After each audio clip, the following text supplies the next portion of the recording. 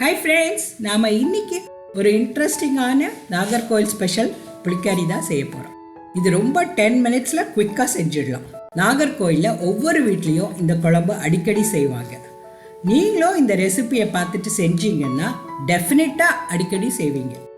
So இந்த புளிக்கறி இப்போ எப்படி செய்யறதுங்கிறத பார்க்கலாம். இதுக்கு ஒரு துண்டு வெள்ளை பூசணிக்காய் எடுத்திருக்கேன். அது விதையெல்லாம் நீக்கிட்டு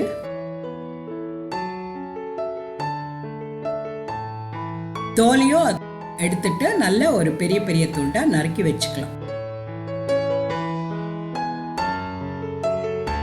ஸோ வெள்ளை பூசணிக்காய் மட்டும்தான் போடணும்னு இல்லை, நீங்கள் முருங்கைக்காய், கீரைத்தண்டு, கத்திரிக்காய் எது வச்சு வேணும்னாலும் இந்த புளிக்கறி செய்யலாம்.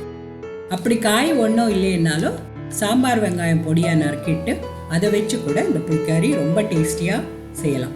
இப்போ மாங்காய் இல்லாத சீசனில் நீங்கள் ஒரு எலுமிச்சம்பழ அளவு புளி கரைச்சி அதை இதில் சேர்த்து இந்த அரைப்போட சேர்த்து கொதிக்க விடும்போது நல்லாயிருக்கும். நான் இன்னைக்கு மாங்காய் சேர்த்து தான் செஞ்சுருக்கேன். வெள்ளை பூசணிக்காயை கொஞ்சம் பெரிய பெரிய பீஸாக நறுக்கி வச்சுக்கோங்க. அதே மாதிரி மாங்காயும் தோலோட கொஞ்சம் பெரிய பெரிய பீசஸாக நறுக்கி வச்சுக்கணும். மாங்காயோட சேர்த்து செய்யும் போது மாங்காயோட புளிப்போ வெள்ளை பூசணிக்காயில் இறங்கி ரொம்ப அருமையாக இருக்கும். ஆனால் அது புளிப்புக்கு ஏற்ற மாதிரி நீங்கள் மாங்காய் சேர்த்துக்கலாம்.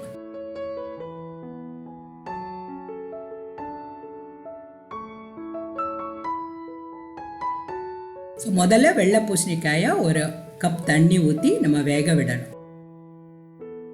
அது வேகிறதுக்குள்ள நம்ம புளிக்கறிக்குள்ள மசாலாவை எடுத்து அரைச்சிக்கலாம். ஸோ இப்போ மிக்சியில் ஒரு 5 மிளகாய் வத்தல், 1/2 டீஸ்பூன் மிளகு, 1/4 டீஸ்பூன் மஞ்சத்தூள், ஒரு 3/4 கப்பு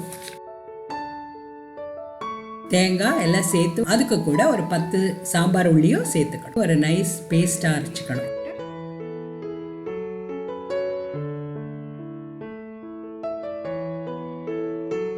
இப்போ வெள்ளை பூசணிக்காய் பாதி வெந்துடுச்சு. இந்த சமயத்தில் நீங்கள் மாங்காவை அதோட சேர்த்துக்கணும். முதலே சேர்த்தா மாங்காய் குழஞ்சி போயிடும். அதனால அந்த வெள்ளை பூசணிக்காய் பாதி வெந்ததும் சேர்க்கும் போது அந்த மாங்காயில் உள்ள புளிப்பும் அதில் இறங்கி நல்லாயிருக்கும். ஸோ ஒரு 3 மினிட்ஸ் அது நல்லா கொதித்து வெந்ததும் நம்ம அரைச்சி வச்சுருந்த பேஸ்ட் அதோட சேர்த்து அது மிக்சியை அலசி அந்த தண்ணியும் அதோட சேர்க்கலாம்.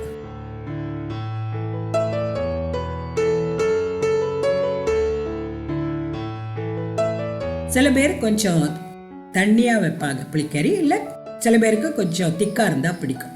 ஸோ அதுக்கேற்ற மாதிரி நீங்கள் தண்ணி சேர்த்து அந்த கன்சிஸ்டன்சியில் கொதிக்க வச்சுக்கலாம். ஆனால் புளிக்கறி ரொம்ப கொதிக்கக்கூடாது.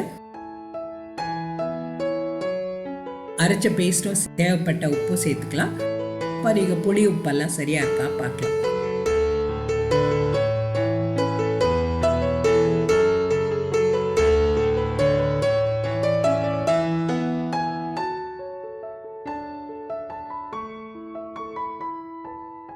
ஸோ இப்போ நல்லா ஒரு கொதி வந்ததும் ஆஃப் பண்ணிடலாம்.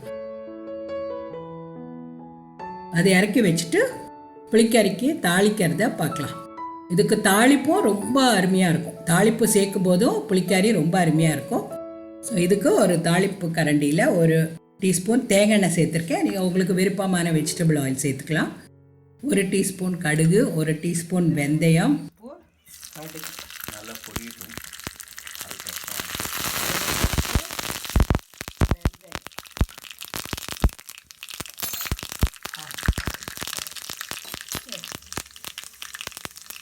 கருவேப்பிலை, அதுக்கப்புறம்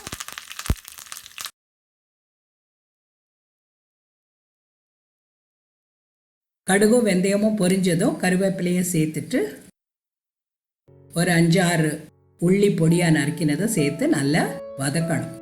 அந்த வெங்காயம் நல்லா வதங்கணும். அட் த சேம் டைம் வெந்தயமும் வெங்காயமும் கரியாமல் பார்த்துக்கோங்க, இல்லைன்னா அது டேஸ்ட் வேறு மாதிரி ஆகிடும். ஸோ நல்லா அது தாளிப்பு நல்லா பொரிஞ்சதும் அதை புளிக்கறியில் நம்ம சேர்த்துக்கலாம். புளிக்கறியோட சேர்த்து கொட்டி அதை பரிமாறலாம்.